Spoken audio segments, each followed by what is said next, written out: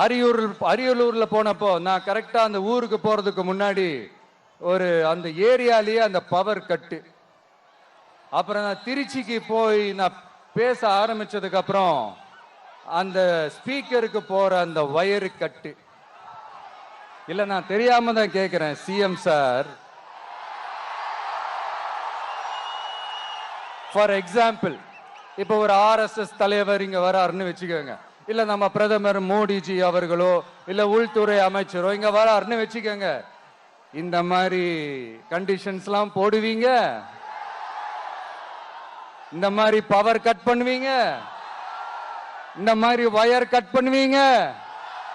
கொஞ்சம் கட் பண்ணி தான் பாருங்களேன். முடியாதுல, பேஸ்மெண்ட் அதிரும்ல. நீங்க தான் மறைமுக உறவுக்காரர்களாச்சே.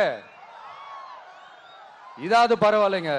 இதை தாண்டி ஒரு ரூல் ஒண்ணு போட்டாங்க, பஸ்ஸுக்குள்ளேயே இருக்கணுமா, பஸ்ஸை விட்டு வெளியில வரக்கூடாதான், கையை இவ்வளவுதான் தூக்கணுமா, இப்படியே வரணுமா, மக்களை பார்த்து சிரிக்காத, மக்களை பார்த்து கையசைக்காத, இப்படியெல்லாம்.